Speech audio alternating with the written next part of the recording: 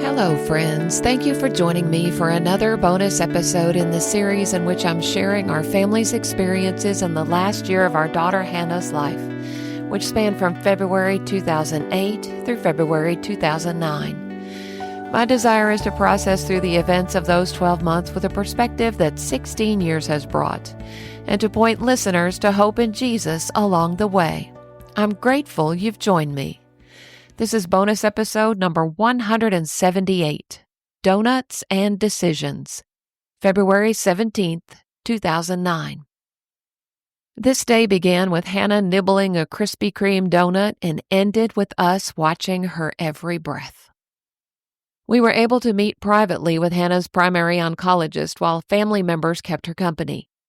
This is the doctor to whom we were introduced on the day we received Hannah's biopsy report. The first person to utter the words glioblastoma multiforme, and the one who has been with us every step of this journey. He loved Hannah, and his heart was broken by what was happening to her. He reviewed the MRI results with us that morning. He didn't show us the actual scans, but we didn't need to see the scans to know that they were bad. The cancer had returned with a cruel vengeance. He used the word disturbing as he described its progression throughout every part of her brain. He explained that the chemotherapy treatments had probably brought us some time with her, but they were clearly no longer effective. We asked him how long he believed we might have with her. Of course, he couldn't know for sure, but he indicated that at most we might have a few weeks. He also gently explained that because of the location of the tumors on her brainstem, her death would probably occur fairly suddenly. That when the tumors grew large enough, her brainstem would just stop telling her body to breathe. He believed when that happened, she would simply stop breathing, that there would be no struggle, no pain, just a peaceful homegoing. That was a great comfort to us. After what had happened at our home the day before, we desperately wanted her earthly departure to be peaceful. He recommended that we begin hospice care immediately, and we knew it was time. All we had to do was make the decision whether to have hospice services come to our home or to spend the last days of Hannah's life in a hospice facility. Our choice was to go to a hospice center in Little Rock. Several factors played a role in that decision. First, it was very important to us to protect Hannah's privacy and dignity.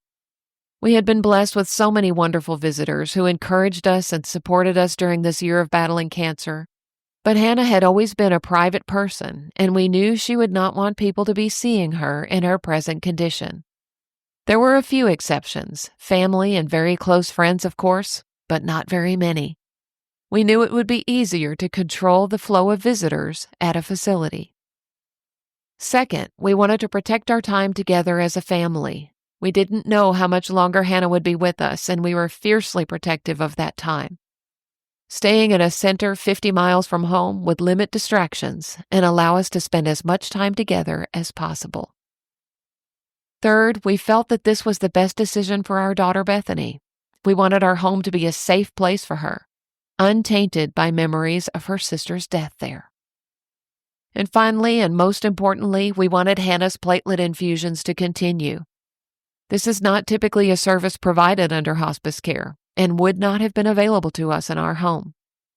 The bleeding episode at home the day before had been a vivid illustration of how important these platelets were. We had accepted that unless God intervened in a miraculous way, Hannah would be leaving for heaven soon, but we did not want her to bleed to death.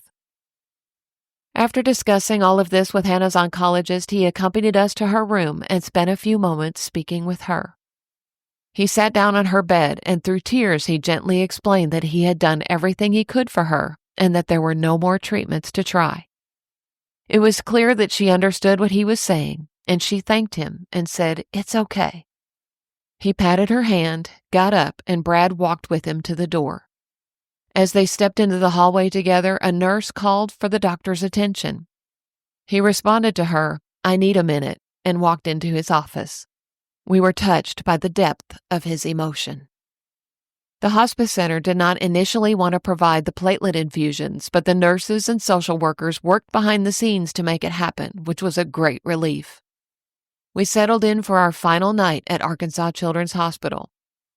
I remember how we stayed up for a long time and just watched her breathe as she slept. After what her doctor said about the tumor compressing her brainstem, we couldn't help but wonder which breath might be her last. Here's my email from 16 years ago today. Just a quick update this afternoon. Hannah had a pretty good night last night. She was very restless all afternoon and early evening, but about 9 o'clock they gave her something to help her settle down and sleep. She slept pretty well after that, but had some periods of wakefulness where she would talk to us. It's difficult to understand some of what she says, but she is still working to communicate. This morning, she sat up in bed and ate part of a Krispy Kreme donut while communicating to us that it was not as good as a spud nut. You El Dorado friends will appreciate that. She has slept peacefully all afternoon, but did wake up long enough to eat an orange. Our regular oncologist came by and visited with us today. He said that the MRI indicated that the original tumor has returned, bigger than ever, and all of the other existing spots are bigger, and there are new spots. He actually used the word disturbing to describe the progression of the disease. He did say that he believes the chemotherapy had some effect, basically that it would be even worse if we had not done that, and that the chemo probably gave us some additional time. He came into the room and shared the results with Hannah and told her we were out of medical options. She accepted the news gracefully and without fear. It looks like we're going to spend another night here at Children's. We should be moving to a hospice facility here in Little Rock tomorrow morning. We have decided not to do a home hospice program due to the fact that Hannah has a continuing need for platelets to keep her from having any more severe bleeding episodes, and she cannot get those in a home setting. There's a hospice in Little Rock that is willing to provide platelet infusions, and our social worker is working out the details for us to go there. It sounds like an excellent facility. We have lots of family here with us keeping us company. Hannah recognizes everyone and does her best to visit as she is able. We are so thankful that Hannah is in no pain or distress and is resting very comfortably and peacefully. We believe that the arms of Jesus are open wide to receive her when she is ready to go, and that provides an unimaginable peace. We have received so many wonderful emails over the past few days, and although we cannot respond to all of them, please know that everyone is being read, treasured, and saved. We are so blessed to have so many wonderful prayer warriors lifting us up before the throne. Thank you. God is good all the time. Jill and Brad.